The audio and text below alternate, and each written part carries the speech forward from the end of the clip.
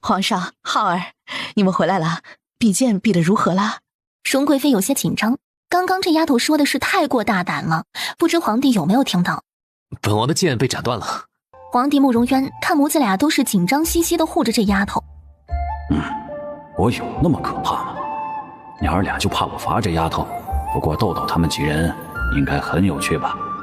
刚刚正在门外听到有人议论朕后宫的事，还大胆妄言朕夜寝的去处。这不就是说我吗？真够小气的，刚刚才收了我的伸缩剑，现在又来吓唬人了。这剑可是我参加特工营比武大赛获头奖时的奖品呢，当时市值就达到了10万啊！他还真是翻脸不认人。今日我终于是明白了什么叫做伴君如伴虎了。哼，他用力挤出一抹笑。父皇，儿媳刚刚和母后是开玩笑的，儿媳那都是胡言乱语，还请父皇责罚。是该罚，朕后宫的事怎能让你一人来干涉？要记住自己的身份。是儿媳的错，还请父皇责罚。父皇，希儿她不守礼仪，是儿臣没有管教好，要罚就罚儿臣吧。王爷，又不是你的错。希儿，不得无礼！这女人真不知轻重，我怎保她还敢乱说话？既然两人都有错，就一起罚吧。皇上，是臣妾管教不严，云溪不晓宫中规矩，要罚就罚臣妾吧。好，你起来，是他们口无遮拦，不是你的错。今日定要罚他们的。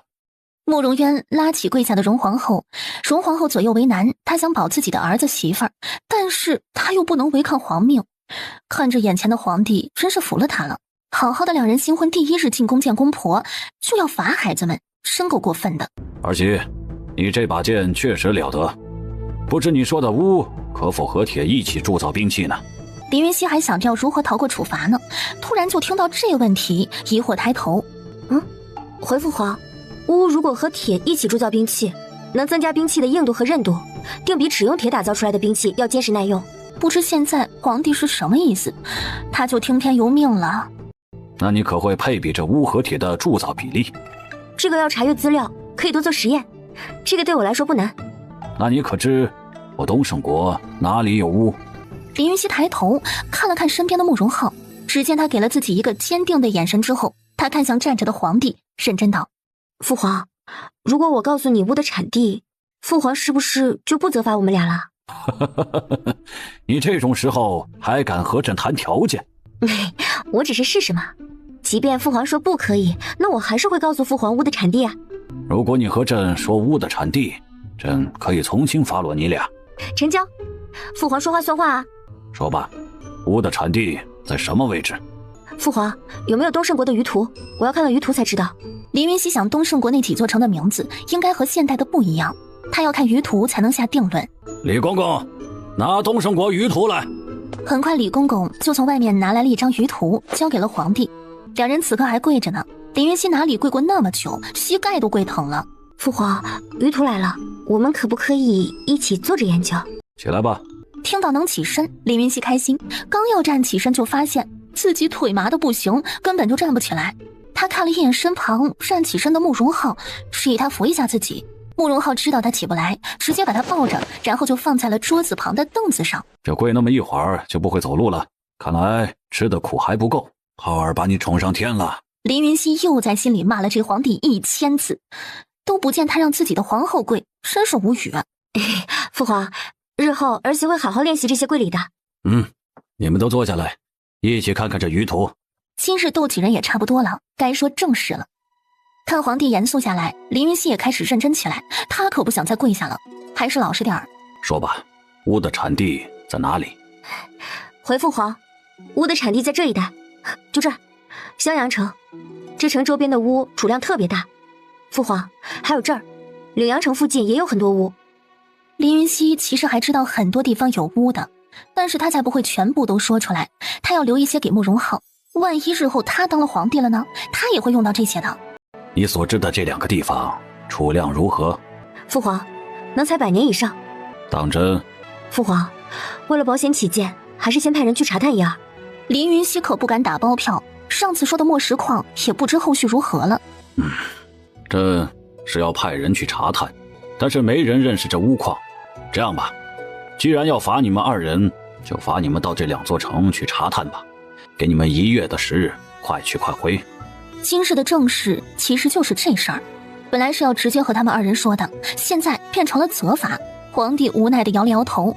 林云熙听到慕容浩有1个月的假期陪自己游山玩水，心下开心极了，但是他面上还是保持刚刚的认真样。是，儿臣领命。儿媳领命。给你们7日准备，儿媳3日后回门，你们可以参加了9公主的婚礼后再离京。浩儿，这几日你把军机房和东域联军的事情安排好。是，儿臣领命。路上多带些暗卫跟着，这是机密，知道父皇的意思吗？儿臣明白，定会完成父皇的皇命。2人好不容易出了长春宫，林云熙舒了一口气，随后就开开心心地坐上了2人的马车。慕容浩，林云熙兴奋地坐上了慕容浩的大腿。王爷不要，马上就到府里了。林云熙看他撩开自己的裙子，娇羞道。慕容浩看着这娇羞的小妮子，就知道他想歪了。慕容浩唇边带着坏笑，我们又不是没在马车里干过坏事。慕容浩回府再说嘛，这男人洞房花烛夜后就那么急不可耐。看来希儿是很想本王啊。慕容浩手上动作可没停，当他脱下林云熙的冬裤时，还吞了吞自己的喉结。这女人里面穿着吊带蕾丝袜，而且是白色的。王爷你别看了，还有几分钟就回府了。希儿，本王本来是想看看你的膝盖生到没，没想到你里面穿着只袜子，你是故意的。王爷是想看我膝盖啊？那你脱我裤子干嘛？从下往上撩开裤子不就行了？林云熙都要羞死了，这误会可大了。慕容浩看了看他的膝盖，他穿着那白色的丝袜，膝盖上只是微微的红了一点。希儿的膝盖还痛吗？不痛，刚刚就是麻，现在没有什么感觉了。林云熙说着，把裤子放下，看着这关心自己的男人。夫君，你怎么了？夫君不太高兴。为何？是因为今日希儿乱说话被罚吗？是，你太大胆了，说话不知轻重。日后不能这样了，好吗？夫君担心你。好，日后希儿小心。真不喜欢进宫。林云熙今日是怕了，日后进宫是要老实点了。希儿要记住夫君的话才好。记住了。夫君，开心点嘛，我们有1个月的蜜月假期呢。我们有任务在身，你就那么开心啊？我们这次蜜月回来，会不会就能怀孕了？林云熙开心地想着，她现在能养活自己了，也成婚了，可以要孩子了。越年轻生孩子，身材才能够恢复得又快又好。不要，本王还想和希儿多恩爱几年再说。王爷不喜欢孩子，本王更喜欢你这死丫头。他还想着他的白色蕾丝吊带袜，现在腹部正胀得难受呢。好，王爷如果想多过2人世界，那希儿就陪着王爷。惋惜再要孩子吧，我们才成婚不急。今日的马车为何那么久都不到王府？王爷还有心事？林云熙和他一起久了，知道他什么时候是真高兴，什么时候有心事。什么事啊？说来听听。本王还没有拿过你的伸缩剑，你就把它送给父皇了。慕容浩胡诌了一个理由，他可不想让他发现自己现在那么迷恋他啊！王爷也喜欢那剑，那你不早说呀？早说我就送给你了。林云熙那日在天清宫比武，慕容浩是看到了，他以为他不喜欢这种小孩子才玩的伸缩剑呢。是男人都喜欢那样的宝剑。希儿还有，回府希儿带你去拿。他就是要宠自己的男人，难得有他喜欢的东西，他定是要满足的。希儿还有，不是说那剑是家传的宝剑吗？他有很多家传的宝剑吗？是的，王爷想要几把，希儿都能给你。你家祖上是做宝剑的？不是啦，一会儿回府夫君就知道了。冷嬷嬷，没有本王的允许，不能让任何人靠近。是。冷嬷嬷恭敬道，唇边露出了笑。新婚燕尔的新人一般都要折腾大半个月才会消停，冷嬷嬷这点是知道的。林云熙不明白主仆俩这是什么意思，不过一会儿他要带他进入自己的科技库，不让人靠近是好的。刚进门，慕容浩就把房门的横条锁死，直接上来就吻住这女人的红唇。慕容浩，你干嘛啊？不要宝剑了。先要了你再说。你今天穿的袜子让本王无法呼吸。慕容浩，我带你去一个地方坐，好不好？今日他的计划就是要带他进入科技库。希儿想在哪儿？地上、汤匙、浴桶，还是桌上？这些地方昨晚都玩过了，我们换个地方。希儿还真会玩。想去哪里告诉本王，今日满足你。希儿带王爷进入秘密基地去玩，如何？慕容浩听到他要带自己到他的秘密基地，两眼立马就放光。希儿，是真的，你愿意带本王进去？慕容浩，你是我的夫君了，我们已是一体。我身上的秘密，今日就全部告诉你。你敢进去吗？敢。希儿，快带本王去看看。他想进凌云熙的秘密基地已经很久了。好，希儿拉着你的手，我叫123，你在心里默念科技库520进，这是密码，这样我们就能进去了。科技库520进，对吗？慕容浩再次确定，生怕错了。对，夫君，准备啊，1、2、3，科技库520进。两人一起默念后，进入了科技库。凌云熙先一步意念密码，他带着慕容浩意念到了他的别墅门口。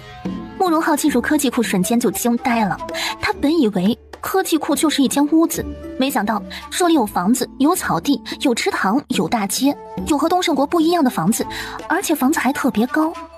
这里面的温度很暖和，让人很舒适。这里面很安静，除了他们俩，好像没有其他人。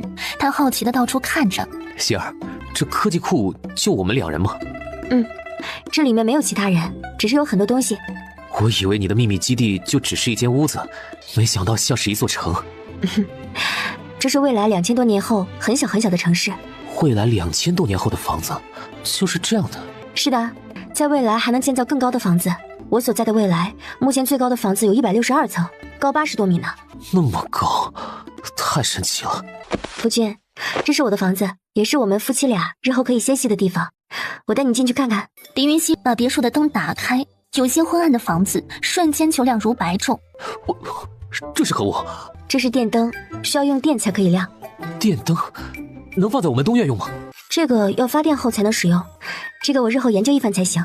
凌云熙想到电的原理，想着日后可以试一试。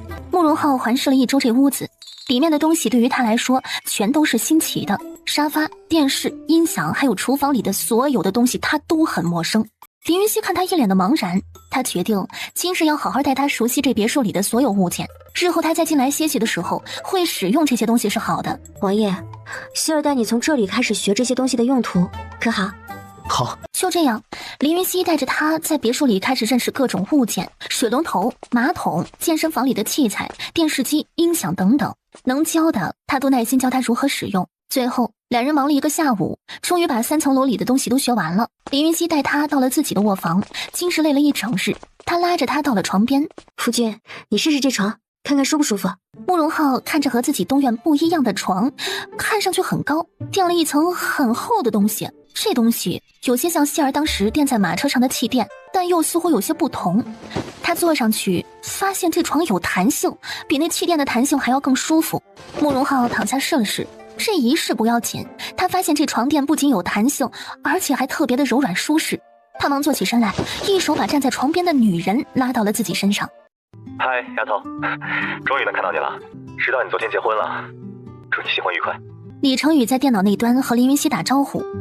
雨辰哥，你这是如何做到的？网络通了？雨辰哥的脑子是怎么做的？跨越时空也能通网络？你雨辰哥可是世界顶级工程师啊，有我做不了的东西。林云熙被这突如其来的好消息惊呆了，看他的神情，李雨成就知道他是高兴的。随后他视线转向了一旁的慕容浩，眼底闪过惊讶。他是你老公？他听丫头的奶奶说，云熙的男朋友和自己很像，这哪里是像啊，简直就是双胞胎兄弟吧。啊，你看我都不会介绍人了，这是我的夫君慕容浩。夫君，他就是我和你提过的李博士李雨成。慕容浩，你好。你好。你们俩好像啊，不，就像是一个人，只是一个长发一个短发。你说你这丫头，找个老公也找哥一个模样呢。李雨成其实很震惊，但是他不想让丫头看出什么。不是我想，是我和他的缘分。好，知道你喜欢帅哥。昨天你结婚，知道你忙，今天我才来给你送祝福，不会怪雨辰哥吧？你都能知道我结婚，看来我的很多事情你都知道啊。我只是白天听听，晚上可没听。现在有了网络，日后监听器我就关了。你既然都有老公了，就不需要哥保护了。该听的你都听完了，日后我干坏事就把科技库给关了。你可是真冤枉啊！真没听你什么事情，就听你结婚了。他真不敢听他和这慕容浩亲密时的对话，那不是自己找虐吗？是，我和我夫君已经成婚了，他很爱我。他见这男人一直不说话，知道他一定是觉得这些事情很陌生，或是他插不进话，他不想冷落了他。慕容浩是王爷。慕容浩简单回答，他还在震惊，为何未来的人能够跨越时空看到彼此的图像。云溪是你的饭妻了，好好珍惜她。本王会的。慕容浩简单回他的女人用不着别人来关心。那就好。李雨成没有再和他说话，看向林云溪。丫头，你结婚可没能去参加你的婚礼，有些可惜。不过大礼已经给你送到了，在你的仓库里，你一会儿去看看。还有礼物啊，雨辰哥，谢谢你。是什么？也不是什么好东西，商场都给你开发好了，知道你最喜欢黄金，就送了1吨黄金给你做嫁妆。你是有娘家人的人，知道吗？多少？雨辰哥，你不会去抢银行了吧？雨辰哥说过我很穷吗？雨辰哥，你把黄金退回去吧，4亿啊，你哪里来的这么多钱？丫头放心吧，雨辰哥研发这科技库就赚了10亿，现在还开放其他项目，你雨辰哥不差钱，黄金给你自己和你未来的孩子用，不能乱给人用了。10亿？做个科技库那么赚钱的吗？早知道我不学医了，和你学做科技库就好了。林云溪财迷般的看着屏幕中的李雨成，慕容浩在一旁听着俩人的对话，默默在心里想：这李博士真是富可敌国啊，这么大手笔，给希儿的嫁妆是1吨黄金。哼，这李雨成定是对丫头有情吧？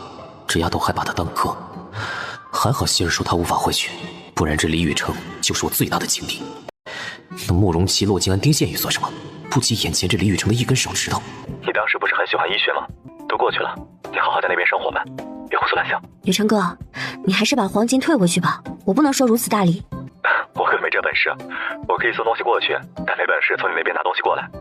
送给你你就收下吧，啊，雨辰哥真不差钱。李雨成唇边含着笑，他其实什么都不缺，缺的是他一直爱着的他。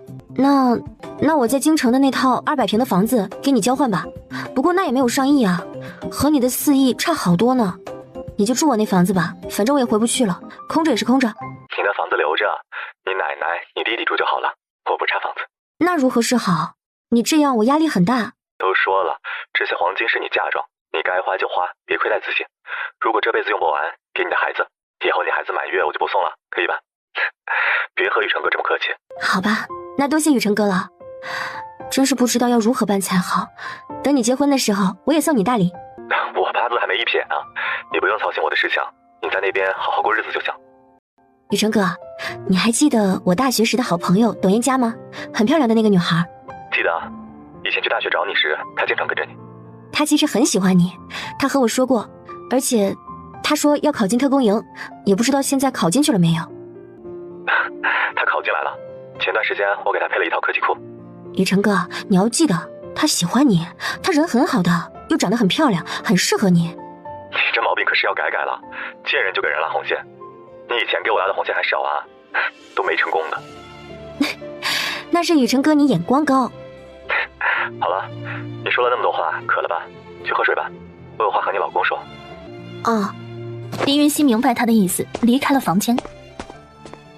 慕容浩，云溪真的很爱你。你如何得知？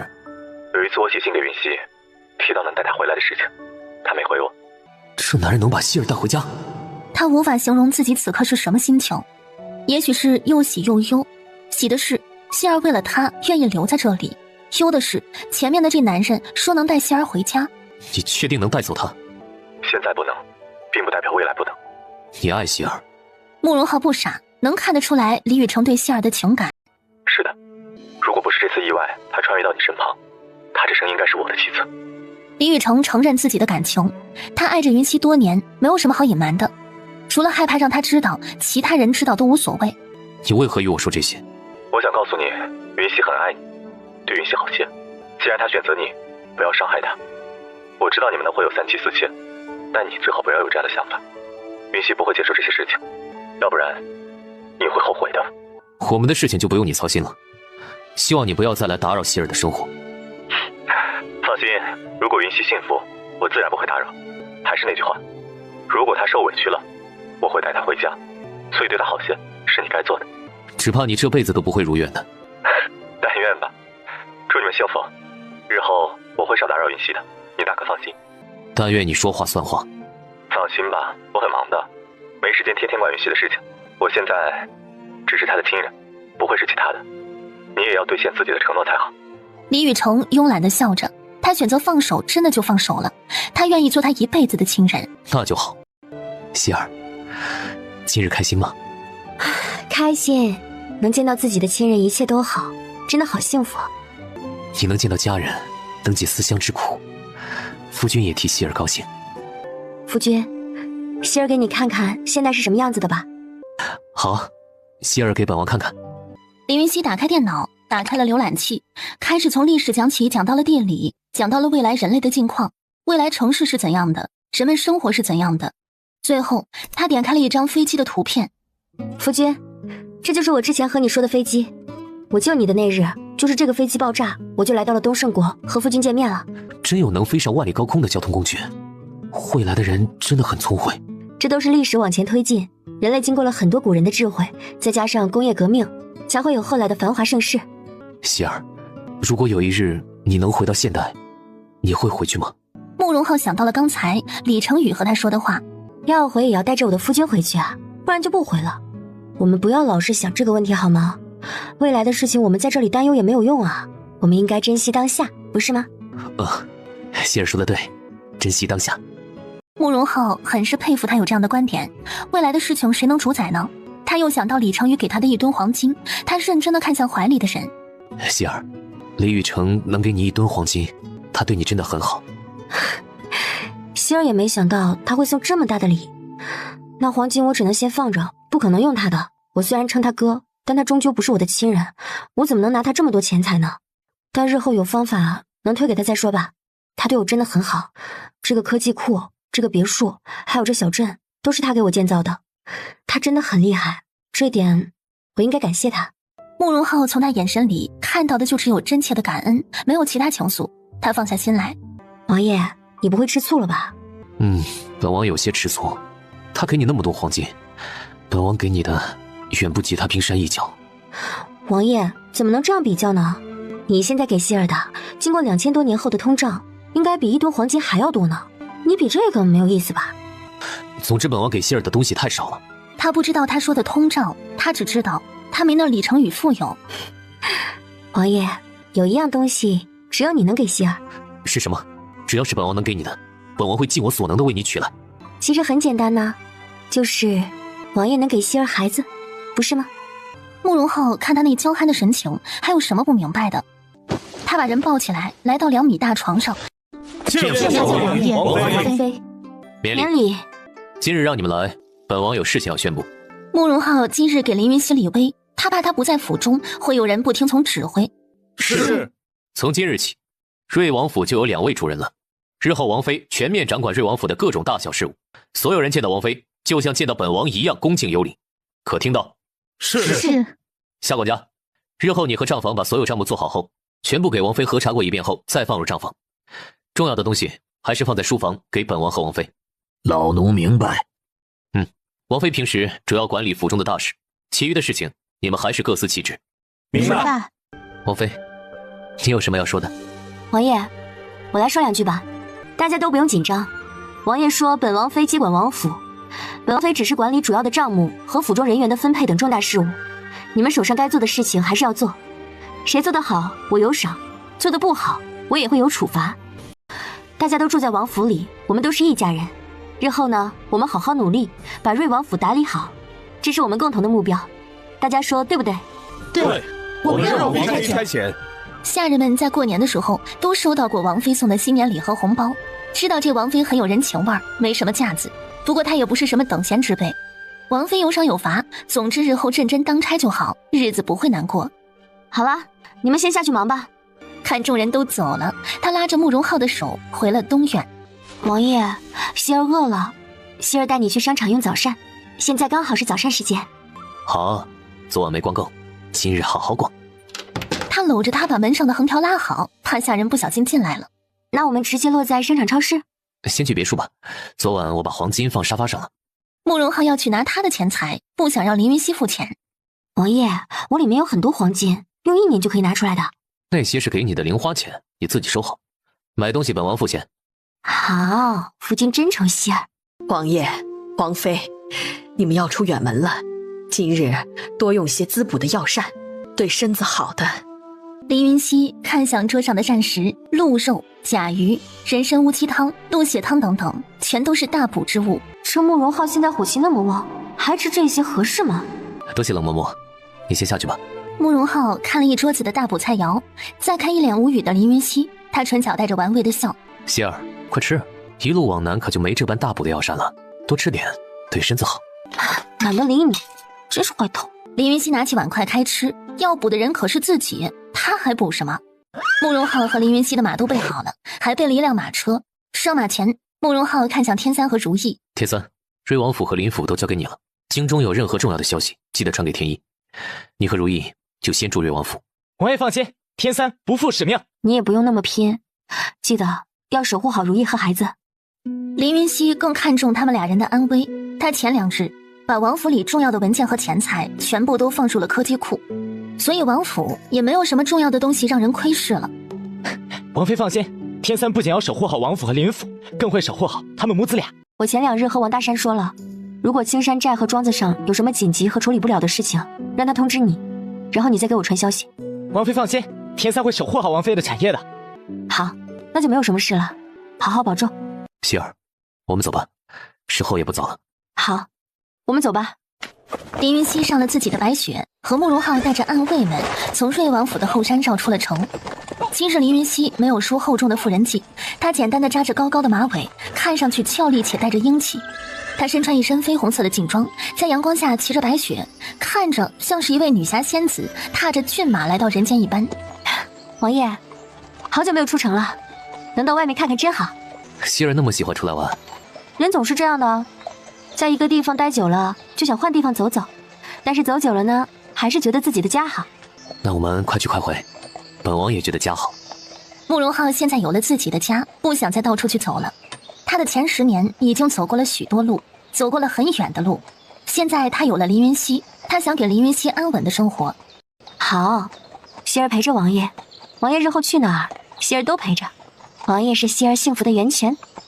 就你这张嘴，真让人受不了。王爷，你来追我啊！林云熙好久不骑马了，他今日要好好运动运动，当锻炼身体。希儿，你慢点，别摔了。后面的天一和天二看着主子俩人恩爱有加，天一笑了。哎，天二，你觉不觉得王爷有了王妃后真的变了好多？何止是变了很多呀，我看王爷像是变了个人。那倒不至于吧，王爷还是王爷。王爷之前从来不笑，现在脸上天天带着笑。天二想起以前的王爷，天天冷着脸，怪可怕的。现在真的很少见他冷着脸了。说来也对，王爷是遇到真正的幸福了。天一看着前面王爷追赶着王妃，真替王爷高兴。天一和天二看着后面自己的新媳妇儿赶着王爷的马车，也都笑得开心。月儿，你们也快些。如月，加把劲儿。这俩人真是的，成婚后变孩子了，可不是吗？我们也快跟上。天四和天五跟在后面，2个单身狗看着前面几对新婚新人幸福着，真想找王妃帮忙脱单。看着黄昏将近，慕容浩喊了前面疯狂打马的女人：希儿，停下，我们今晚就不往前走了，今晚我带你去个好地方。他转过头，笑盈盈地调转了马头，来到他马前。王爷，我们今晚要在哪里歇息？跟本王来。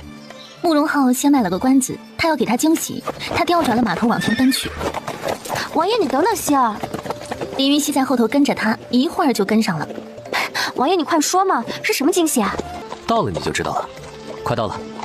他知道那地方的路，带着林云熙前往。当林云熙被他带到一处山前时，他都惊呆了。王爷，是瀑布，你找到了瀑布。前面的庄园是我们的，今晚就住在那儿。王爷，这庄园是新建的吧？叫什么名字啊？叫西岳庄园。本来想着婚嫁的时候带你来的，没想到被其他事情耽搁。慕容浩唇下带着笑，他说的事情就是希儿突然带他去科技库里的事情。本来他想在谈婚嫁的时候带林云熙来这里度蜜月几日，没想到他的别墅比这里更适合度蜜月。王爷，这里好美啊！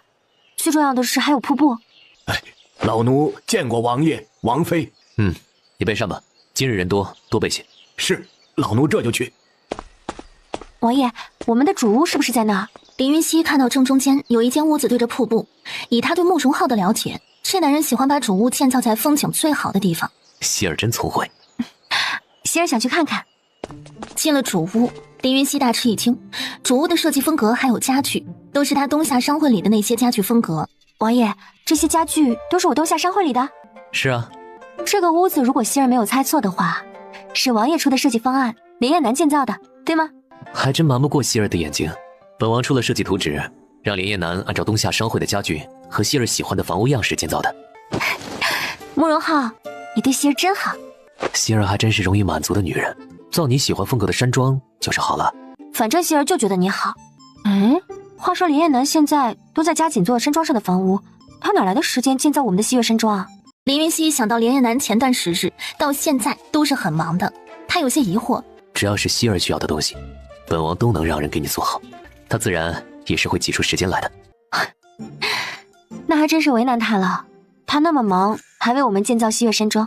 希儿对手下都很好，他们自然会对你感恩戴德。再说了，本王也付了很高的工钱给他，希儿就不用担心他了。他不喜欢他想着别的男人的好。好，希儿不关心他，只关心我的慕容浩。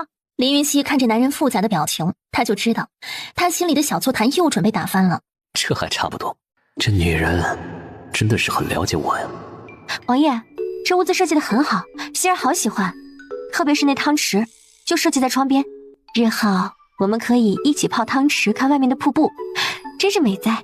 林云熙感叹这男人设计房屋的意图很明显啊，到处都是为了方便两人享受夫妻生活的设计。要不我们现在一起泡汤池？王爷，先不要，希儿想先去看看瀑布，不然明日启程就没有时间看了。好，先陪希儿去看看瀑布。王爷，这里好美啊，夏季来这里避暑应该很舒服。这山庄就是给我们日后夏季避暑用的。希儿看，那水潭往下是一处很浅的水池，到夏季我们可以浮水。林云熙顺着他手指的方向看去，眼睛亮了。王爷，这里真的很好，之后我们老了就在这里养老如何？林云熙超喜欢这风景优美的山庄，突发奇想到了自己养老的问题。希儿才21岁就想到养老了，是不是太早了？我只是遐想一下，就是太喜欢这里了。你的脑子想的倒是远。慕容浩，你说我们出了蜜月，还会这样亲密吗？林云熙想到了在现代，他的不少同事生了孩子后都懒得吻自己的爱人了，不知他们日后会不会那样。希儿，你不喜欢本王缠着你吗？或是你不喜欢我们如此亲密？王爷不要误会，希儿超喜欢王爷天天和希儿亲密。我只是想到之前和我共事的同事，他们有了孩子后好像就很少亲密了。希儿只是随便想想，王爷不要在意。还有夫妻没生孩子都不亲密的，比如安王和安王妃，这要看两人是不是爱慕着对方，不是吗？慕容浩唇边带着笑，笑自己又胡思乱想了。这女人轮换着各种花样勾引自己，她怎不喜欢和自己亲密？王爷说的对，我们一辈子都要卿卿我我的。这才怪。希儿想不想下去玩水？好，去洗洗手洗洗脸，或者下水浮水去。洗手洗脸可以，不能下水，现在还那么凉，小心感了风寒。慕容浩最好了，希儿就下水游一会儿。我们现代人冬季还有人到有冰块的河里游泳呢。希儿想都别想今日能下水池浮水，今日还很凉，本王不会同意的，撒娇也没有用。慕容浩看着这娇憨的小女人，真是让人想宠她，但他可不能让她下水，会感风寒。好吧，那我就下去洗洗手洗洗脸总可以了吧？林云熙洗了洗手，顺便也洗了洗脸，不小心一些水珠滴落在了嘴里，这水带着甘甜。林云熙好奇起来，哎，王爷，瀑布上面是什么？本王也不太清楚。天武当时找到此处瀑布时，说上面是很大一片河流，本王只来过这里一次，也没有上去查看。林云熙有些不淡定了，这么甘甜的水定是非常好的水源。他从科技库意念出了测水仪器，想看看这水质怎样。慕容浩看着他操作着那奇怪的仪器，他现在也习惯了。他静静地站在林云熙身后看着他。此时测水仪器响起，此水是高级矿物质水，达到最高指引级别，是上等的矿泉水。听到这几句报告，林云熙一把搂住身后慕容浩的后脖梗。慕容浩被他这举动惊到了，好奇地看着他弯成弯月的双眸。希儿，遗弃的这几句报告是什么意思？你为何如此开心？王爷，我们要发达了，这是上天馈赠的礼物啊！希儿，什么意思？本王不太明白。这水是直接能喝的干净水源。王爷还记得科技库里超市里的矿泉水吗？希儿买过的那些水。记得，希儿很喜欢喝那些水。慕容浩想起他别墅里存放了很多一瓶瓶的水，他很喜欢喝。这水叫矿泉水，口感很甘甜，比我们在城里喝的井水干净许多。我们在城里喝的水是不是有些苦涩味？希儿不说，本王还没注意。你这样一说，倒是觉得上京城的水是有些苦涩。慕容浩从小喝习惯了上京城的水，后来喝过他给的矿泉水，真有一股甘甜味。王爷，你试试这水，就是甘甜的味道。林云熙捞起袖子蹲下，双手捧出了些许水池中的水，喝了一口，又捧了一手递到了慕容浩的嘴前。慕容浩看他那么开心，他唇下带笑，低下头喝了一口他手中的水。果真，这水甘甜无比，比上京城的井水好喝多了。希儿，这水好喝，你想怎么做？慕容浩知道他又有了新点子，这女人真是发现商机的好手啊。王爷，上京城的百姓喝的水都有些苦涩的味道，你说如果他们能喝到我们这样甘甜的矿泉水，他们会如何选啊？希儿也想像超市里卖的那些矿泉水一样卖水。答对了，不只是卖小瓶的水，还要卖大桶装的，或者有实力的家庭可以用我专门设计的管道按需购买。希儿的意思是，这个水可以通过管道通到上京城去。王爷真聪慧，一点就通。这张嘴，本王喜欢。他用拇指摩挲着他的嘴唇。王爷，我还没有说完呢。希儿说，本王听着。有这么好的水源，我们还可以做地产。上次我们在青山寨考虑能不能做自来水管道，是因为没有落差高的水源，现在这里有了，我们做地产定会引来许多人买我们建造的房产。希儿要建房来卖。是的，这么好的水源不用浪费了。好，希儿想做，本王都支持你。需要黄金，从瑞王府提就是了。王爷真好。天一，传膳。是。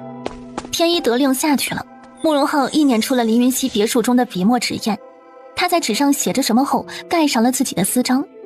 王爷，现在送进来吗？天一端着饭菜在屋外询问。进来吧。天一放好了饭菜，慕容浩看向他。天一，你把这消息传给天三。是。第二日天刚刚亮，慕容浩就把怀里的人儿唤醒。希儿，你今日想吃商场的早膳，还是吃山庄里的早膳？吃山庄的，让他们备着吧。希儿想再睡一会儿。希儿再睡一炷香时间吧，我们要赶路了。此次南下来回只有1个月时间，不知道能不能找到物矿。王爷放心，希儿找物矿很快的。好，希儿再睡会儿。他先起身，穿戴整齐之后出了科技库，来到两人的卧房。他唤来天一，安排希儿爱吃的早膳后，让暗卫们准备启程。经过5天5夜马不停蹄的赶路，一行人来到了湘北城。到达湘北城城门时，已经黄昏。天一在马车外报告：王爷、王妃，到湘北城城门了，现在要进城吗？进城。一行人把特制的商队路引给了守城门的官兵后，就进了湘北城。林云熙这几日除了用膳和住客栈会下马车，其余的时间都和慕容浩在马车上看书。今日难得到达了目的地，他寻思着要好好看看这座南方城市。夫君，我们下去走走吧，坐了好几日的马车了，腿都快坐肿了。好，下去走走，看看这湘北城的情况也好。慕容浩说着拉着他下了马车。夫君，这湘北城和我们那儿不一样啊。林云熙来到新地方，心情舒畅，到处这里看看那里瞧瞧。看着他开心的笑着，慕容浩心情自然很好。南方城市现在已经进入了春夏交替，他们才走了一小会儿就觉得有些热了。希儿，我们去买2身夏季的衣衫吧。夫君，我们带了夏季的衣衫，不用了。林云熙衣衫够多了，当时在青山寨他送给自己夏季的华服，他还没有穿完呢。跟我来。慕容浩看到一家成衣铺，拉着他的手进入了铺子。小二，你们铺子有上好衣料的衣裙吗？这位客官，这些衣料已经都是上乘的料子了，很多都是从江南来的蚕丝所造，城里的许多闺女都在我们铺子买衣衫呢。多谢。慕容浩没得选，只能在一排衣裙里为自己的女人挑选。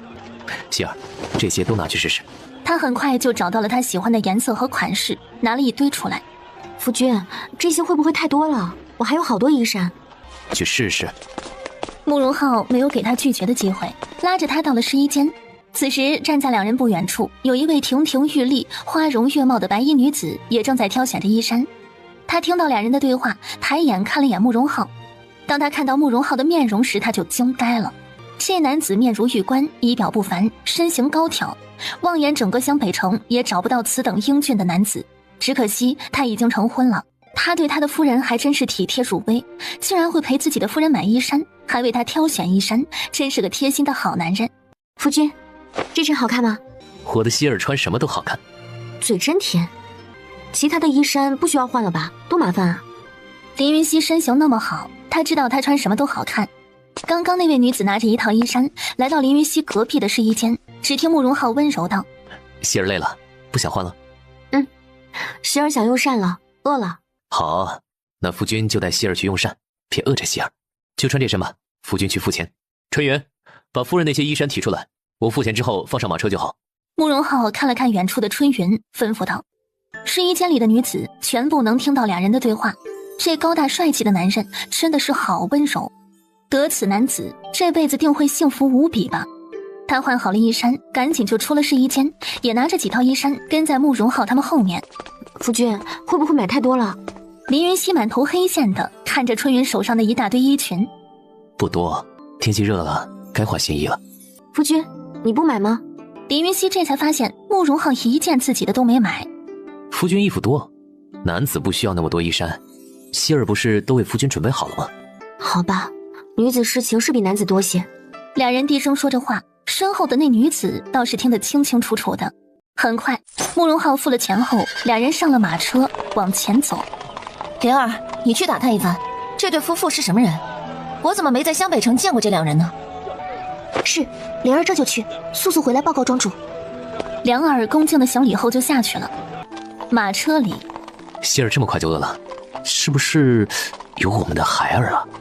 不会那么快，夫君不是说不想那么早要孩子吗？我监测着的，放心吧。这种事情都能够监测？那当然。我们先不聊这事儿，我们先去找好吃的酒楼。希儿有些饿了。好啊，天一，去查探一下这湘北城哪家酒楼饭菜好吃。是。很快，天一打探消息回来了。主子，属下打探到前面有一家叫清风楼的酒楼，听说他们家的菜品是湘北城一绝，很多湘北城的达官贵人一到晚上都会去排队用膳，但是那酒楼没有雅间，不知主子要不要去？那么厉害的菜品，排队都要吃？夫君就去试试吧。就去清风楼吧。